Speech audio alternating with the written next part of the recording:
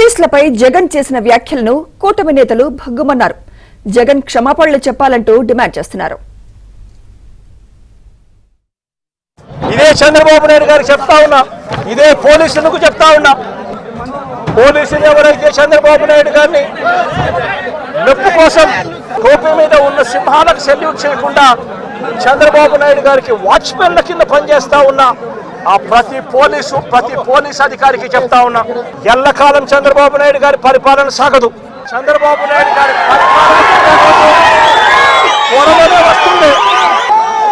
మీ బట్టలు తీస్తామని చెప్పి ప్రతి పోలీస్ అధికారికి దోషులుగా మిమ్మల్ని నిలబెట్టి మీ యూనిఫామ్ తీయించి మీకు ఉద్యోగాలు లేకుండా చేస్తామని కూడా ఈ సందర్భంగా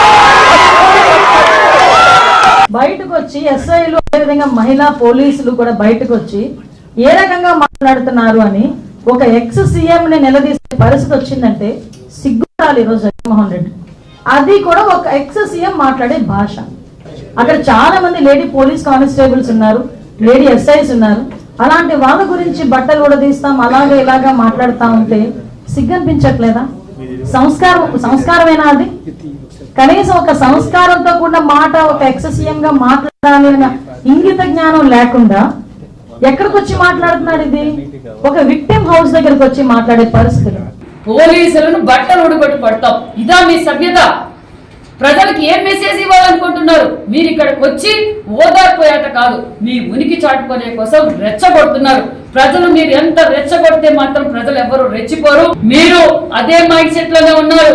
మేము 30 సంవత్సరాలు అధికారంలో ఉంటామని చెప్పి ప్రజలు మీకు బుద్ధి చెప్పే లోపు మీకు మతి స్థితి ఇచ్చిందనే విషయం కూడా మీకు తెలియజేస్తున్నాం. పోలీస్ సబ్ ఇన్స్పెక్టర్ ఒక యాదవ్ సామాజిక వర్గానికి సంబంధించిన వ్యక్తి, ఒక బీసీ వ్యక్తి కాబట్టి నీ నోటికి వచ్చినట్లు మాట్లాడతావా?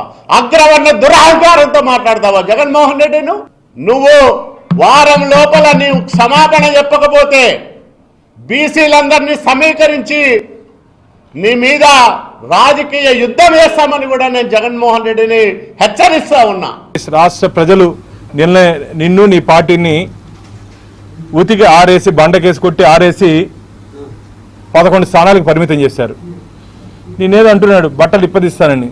మీరు బట్టలు ఉతుక్కునేదానికి మాత్రమే పనికొస్తారు. మీరు బట్టలు ఉతుక్కునేదానికి మాత్రమే భవిష్యత్తులో పనికొస్తారు. నేను మీకు ఛాలెంజ్ చేస్తున్నా, ఒక్క పోలీస్ నీకు సెక్యూరిటీ లేకుండా నువ్వు ప్రజల్లోకి రాగలవా అని చెప్పి నేను ఛాలెంజ్ చేస్తున్నా. నీకు ఒక్క పోలీసు సెక్యూరిటీ లేకుండా నువ్వు ప్రజల్లోకి రాగలవా? అలాంటప్పుడు పోలీస్ అధికారులని బాధపడే విధంగా నిన్న నువ్వు మాట్లాడావు. వెంటనే పోలీసులకి బహిరంగ క్షమాపణ చెప్పాలని చెప్పి నేను డిమాండ్ చేస్తున్నా. రామగిరి మండలానికి నువ్వు వచ్చి చాలా సేఫ్గా పోయావు. దాదాపు 1100 మంది పోలీసు వ్యవస్థ నేను పెడితే పోలీసు వ్యవస్థని నువ్వు నిందిస్తున్నావు, బట్టలు ఉడిదిస్తావని చెప్పేసి మాట్లాడుతున్నావు.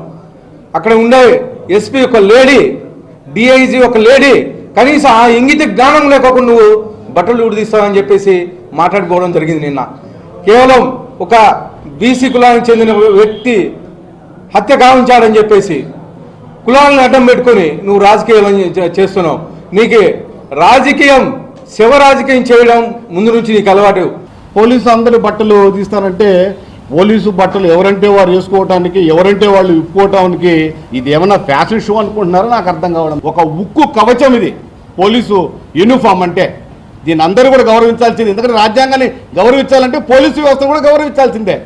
అటువంటి పోలీసు వ్యవస్థని మీరే మాజీ ముఖ్యమంత్రిగా మీరే శాంతి భద్రతలకు విఘాతం కలిగించే విధంగా మాట్లాడితే ఇంకా శాంతి భద్రతలు ఎక్కడ ఉంటాయి? ఇమ్మీడియట్గా వైఎస్ జగన్మోహన్ రెడ్డి గారు మీ వ్యాఖ్యల్ని, మీరు ఏదైతే నిన్నటి దినం వ్యాఖ్యలు పోలీసులు చేశారో ఇమ్మీడియట్గా ఆ వ్యాఖ్యలన్నిటి కూడా వెనక్కి తీసుకొని బహిరంగ క్షమాపణ చెప్పాలని ఈ సందర్భంగా డిమాండ్ చేస్తూ ఉన్నాం. ఆ విధంగా మీరు బహిరంగ క్షమాపణ చెప్పకపోతే చట్టపరంగా మేము న్యాయస్థానాలను ఆశిస్తామని చెప్పేసి ఈ సందర్భంగా తెలియపరుస్తా ఉన్నాం. జగన్ పోలీసులను బట్టలు ఉడదీసి కొడతా అంటున్నావు. పోలీసులు ఏమన్నా నువ్వు ఇస్తే వేసుకున్న బట్టలు అనుకున్నావా? కష్టపడి చదివి రన్నింగ్ రేసుల్లో ఎగ్జామ్స్లో పాస్ అయి ఎన్నో వేల మంది పోటీ పరీక్షల్లో నెగ్గి వేసుకున్న యూనిఫామ్ ఇది. నువ్వెవడో వచ్చి ఉడదీస్తా అంటే ఊడదీయడానికి ఇదేమి అరటి తొక్క కాదు. మేము నిజాయితీగానే ప్రజల పక్షాన్ని నిలబడతాం, నిజాయితీగానే ఉద్యోగం చేస్తాం, నిజాయితీగానే చేస్తాం. అంతే తప్ప అడ్డమైన దారులు తొక్కం. జాగ్రత్తగా మాట్లాడు, జాగ్రత్తగా ఉండు.